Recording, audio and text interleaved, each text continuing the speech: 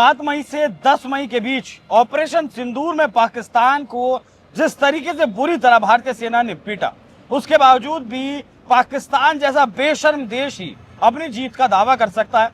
उसके आतंकवादी सड़कों पर बंदूकें लहरा सकते हैं, जीत का जश्न मना सकते हैं।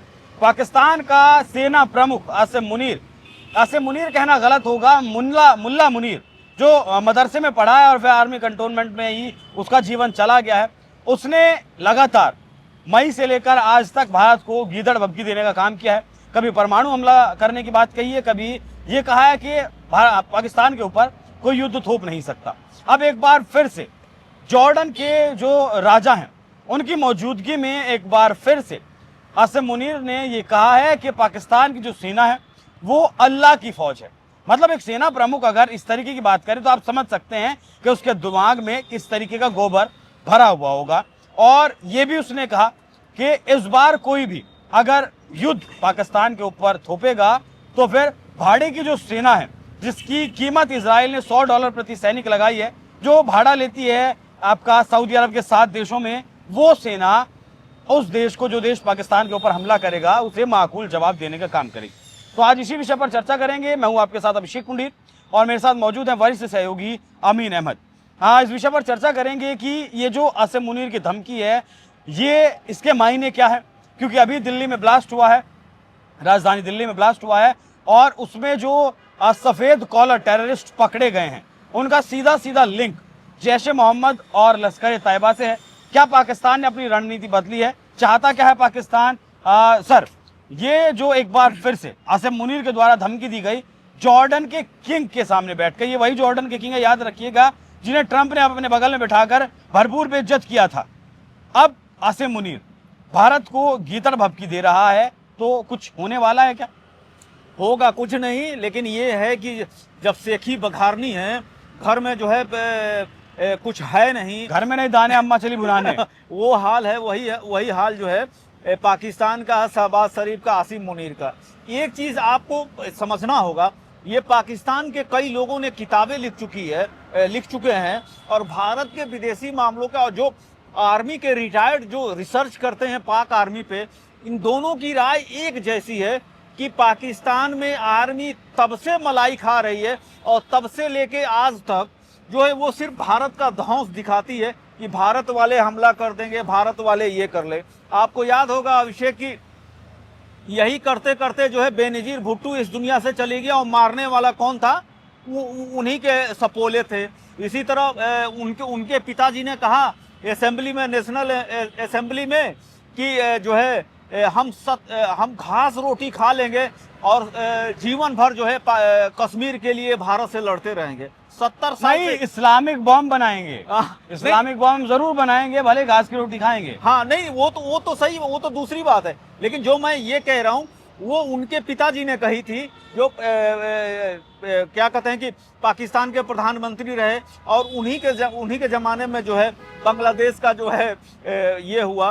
तो ये मैं कह रहा था कि ये इनकी एक ही फिलॉसफी है कि जब पाक जनता जो है जब भी मुश्किलों में आती है, जब भी इनको मुश्किलों का सामना होता है, तो वो भारत के खिलाफ जो है इस तरह का प्रोपेगेंडा रचने लगते हैं। ऑपरेशन सिंदूर क्यों हुआ? आपसे एक बार 1 महीना पहले या 2-3 महीना पहले इस पे हम लोगों ने रिपोर्ट कर रहे थे, तो ये था कि जो है पाक आर्मी का चीफ क्या कहते हैं आसिम मुनीर जो है रिटायर होने वाला है, एक्सटेंशन नहीं मिल रहा है, शहबाज शरीफ एक्सटेंशन देने के लिए तैयार नहीं है। उसने ऐसी जाल बुनी और ये कई अमेरिकी न्यूयॉर्क टाइम्स और वाशिंगटन पोस्ट ने भी इस बात को जो है ये जिक्र किया है कि जो है इस तरह की घटनाएं जो हुई हैं, इसमें आसिम मुनीर का हाथ है और उसी का नतीजा है कि उसको एक्सटेंशन मिल गया 27वां संशोधन में। मतलब कि पाकिस्तान की सबसे, मतलब प्रधानमंत्री से ताकतवर जो है शख्स बन गया। तीसरी चीज़, फील्ड मार्शल का भी रिकॉर्ड ले लिया। ये कैसा युद्ध है जो फील्ड मार्शल, और ये कैसी चीज़ है जिसको देख के ये कहा जा रहा है कि ये जो है बहुत बड़ा युद्ध जीत लिए, जबकि इस युद्ध में जो है पाकिस्तान की ही हार हुई है और इसमें कुछ कहा नहीं जा सकता। तो इससे ये सारी चीज़ें हैं। और उसी कड़ी में जॉर्डन के किंग जब क्या कहते हैं कि पाकिस्तान में आए थे, तो एक राष्ट्राध्यक्ष का होता है, उनका सम्मान होता है, और उस राष्ट्राध्यक्ष के जो है सम्मान में जो है रात्रि भोज दिया गया, उसी में उन्होंने अपनी सेखी बघारी है और सेखी बघारते बघारते ऐसी बात बोल दी कि पाक आर्मी जो है अगर मिट्टी उठा के जो है फेंक दे तो वो मिसाइल बन जाएगा। तो ये कपोल कल्पना है और ये इसी में वो इसलिए इस तरह के बयान दिए अब्दुल्ला साहब, किंग द्वितीय अब्दुल्ला के जॉर्डन के उनके सामने, कि वो थोड़े से अपने आप को जैसे होता है नहीं है कि आदमी दिखाने लगता है और फेंकने लगता है, तो ये फेंकने वाली रणनीति है। बिल्कुल। अगर मुनीर का बयान मैं आपको बताऊं तो वो कहता है कि हम अल्लाह के आदेश अनुसार अपने कर्तव्यों का पालन करते हैं।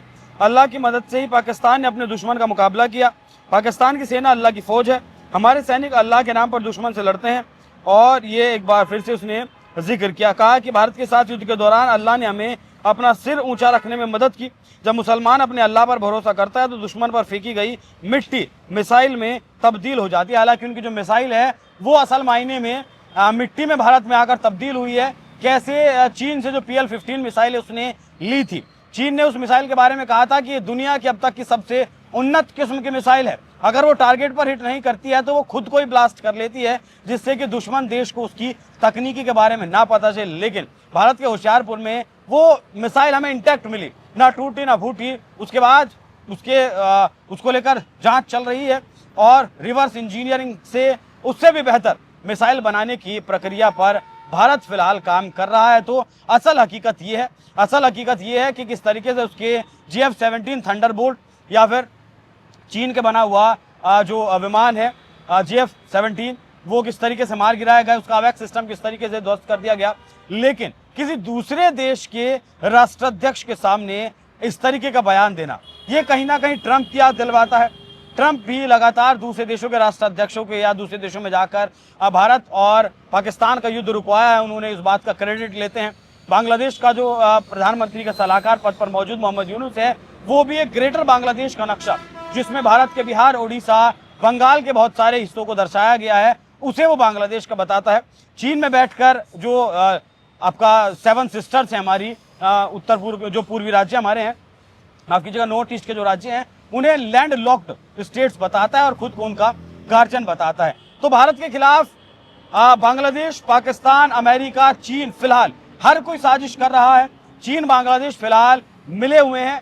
एक तरीके से कहें दिल्ली में जो ब्लास्ट हुआ उसमें भी अभी भारत सरकार की तरफ से आतंकी हमला करार दिया गया है, लेकिन पाकिस्तान का नाम इसमें नहीं लिया गया, क्योंकि ट्रंप ने जिस तरीके से चिल्लम चिल्ली की थी पिछली बार, वैसा भारत सरकार नहीं चाहती और इस बार पूरे सबूतों के साथ पाकिस्तान को जवाब दिया जाएगा। आज ही सेना अध्यक्ष का बयान भी आया है, उन्होंने भी चेतावनी दी है कि अब फैसला आर पार का होने वाला है। बाकी सर बहुत धन्यवाद आपका इस चर्चा में जुड़ने के लिए। बाकी दर्शकों आपका इस विषय पर क्या सोचना है कमेंट बॉक्स में जरूर बताइएगा। नमस्कार।